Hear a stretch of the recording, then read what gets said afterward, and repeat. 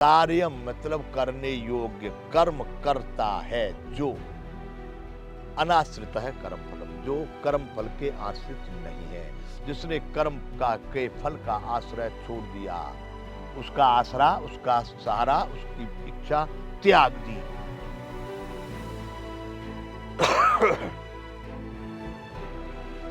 अनाश्रित है कर्म फलम कार्यम कर्म करोति है। सन्यासी च योगी च न निरग्नि न चाक्रिय है, न निरग्नि चाक्रिय है। वही सन्यासी और योगी है, केवल अग्नि का त्याग करने वाला या क्रियाओं का त्याग करने वाला सन्यासी और योगी नहीं है।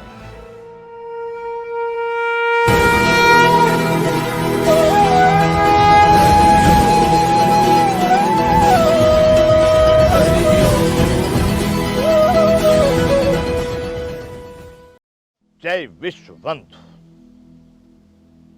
संपूर्ण गीता ज्ञान।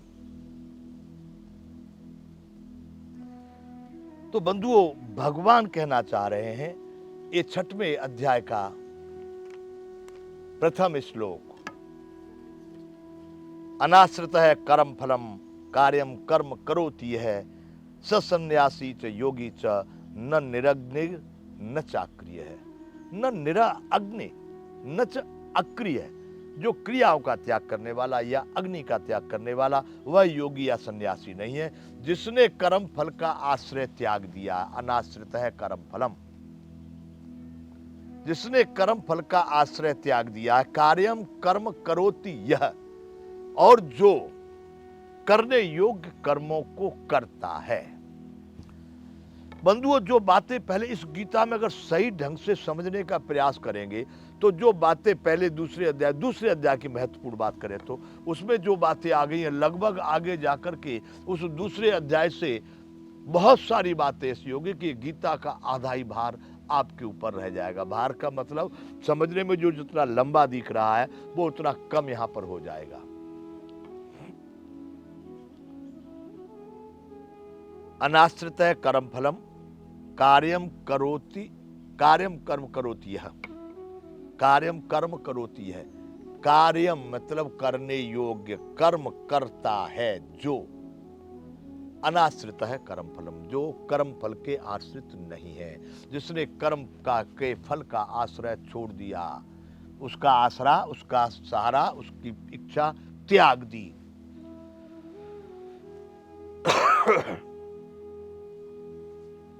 अनाश्रित है कर्म फलम कार्यम कर्म करोति है।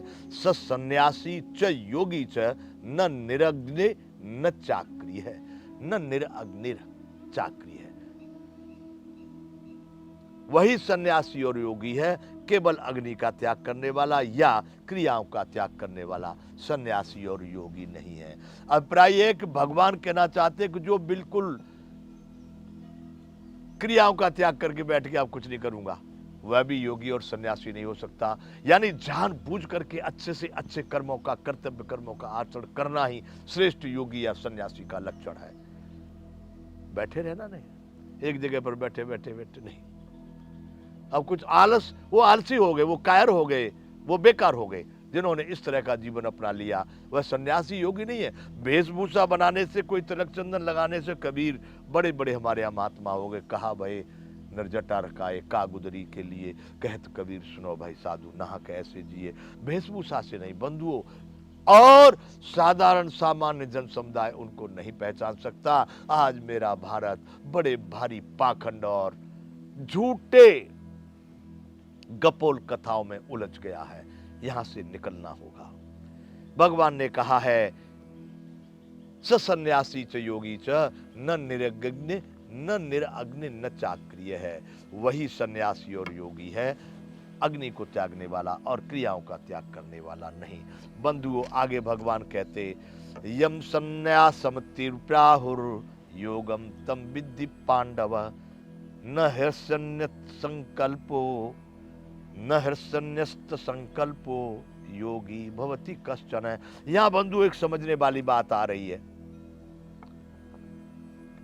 ये भगवान कहना चाह रहे हैं, हे अर्जुन, जो जिसको सन्यास ऐसा कहते हैं उसी को तू योग भी जान। कहीं कि भगवान ये कहते जो कर्म त्याग है वही सन्यास है, जो योग है वही सन्यास है। यहां भगवान कह रहे हैं कि जिसको सन्यास ऐसा कहते हैं उसी को तू योग जान। ये भगवान ने वहां पर कहा है।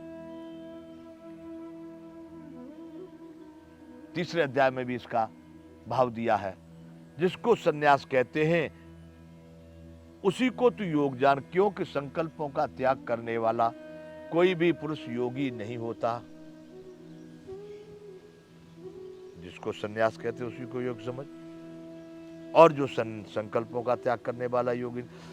इसमें भगवान ये भी कहें कि भाई संकल्प और विकल्पों से रहित ही व्यक्ति उस परम स्थिति को प्राप्त होता है। यहां पर कह रहे हैं केवल संकल्पों का त्याग करने वाला कोई पुरुष योगी नहीं होता। संकल्पों का त्याग करने वाला मतलब करने की चेष्टा।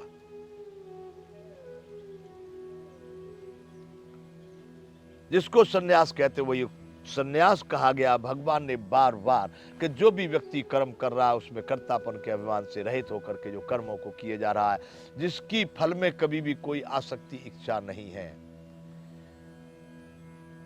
कर्तव्य कर्मों को करने वाला, फल की इच्छा को न करने वाला, वह योगी बताया गया है।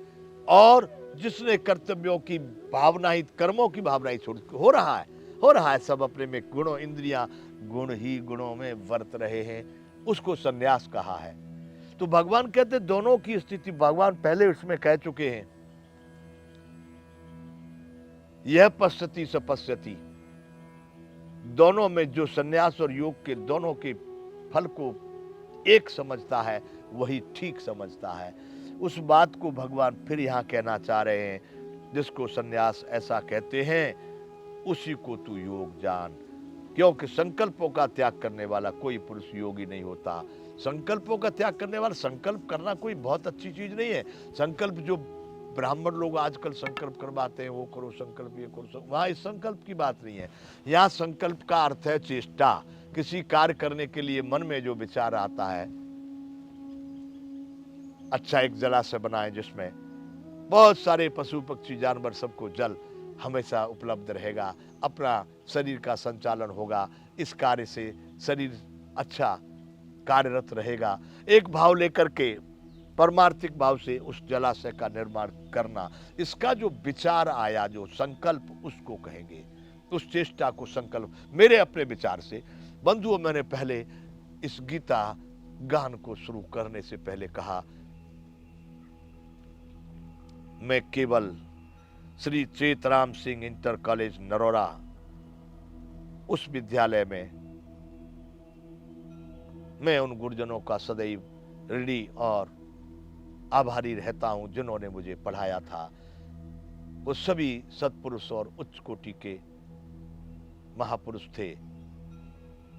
10वें तक केवल मैं पढ़ा हूं बंधुओं। 10वें भी, 9-10 में तो कदाच दूसरे विषय लेने होते थे। संस्कृत का अध्ययन शायद 6 से 8 तक ही किया होगा। संस्कृत के पाठ थोड़े बहुत, न मुझे रूप आते, न भेद आते, न रस आते, न संधि आती, न समास आते, इसलिए मैं संस्कृत का कोई जानकार व्यक्ति नहीं हूँ। संस्कृत में कोई त्रुटि है तो आचार्य लोग, प्राचार्य लोग जो इसके जानकार हैं, विद्वान हैं, वो सुधार लें, संभार लें।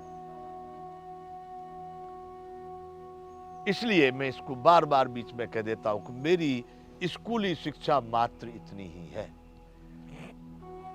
भगवत कृपा से भगवान के गुणगान करने में मुझे आनंद है और मैं अपने सामर्थ्य के अनुसार इसका चिंतन और गुणगान कर रहा हूं। इसलिए बंधुओं, यहां पर मैं जिसको संकल्प समझ रहा हूं, भगवान कह रहे हैं कि यम संन्यासम प्राहुर योगम तम विद्धि पांडव। हे पांडव, जिसको संन्यास ऐसा लोग कहते हैं उसी को तू योग समझ। न ह्यसन्न्यस्त संकल्पो योगी भवति कश्चन। न या अस्य संन्यस्त संकल्पो योगी भवति कश्चन। हे अर्जुन, न संकल्पो योगी भवति कश्चन, जो संकल्पों का केवल जिसने त्याग कर दिया, चेष्टाओं का त्याग, विचार छोड़ दिए जिसने काम करने का, वह योगी नहीं हो सकता। अभिप्राय यह कि तू खूब सारे अन्य प्रकार की कर्तव्य कर्मों की जो परहित में कर्म है उनकी चेष्टा कर और उन कर्मों को कर। उन कर्मों को फल की अभाव, फल की आसक्ति, आश्रय छोड़कर कर। वही तू योगी है और वही तू सन्यासी है, वही सन्यासी और योगी है। भगवान ऐसा कह रहे हैं, आरुरुक्षोर्मुनिर्योगम कर्म कारण मुच्यते योगारूढ़स्य तस्यैव समः कारण मुच्यते।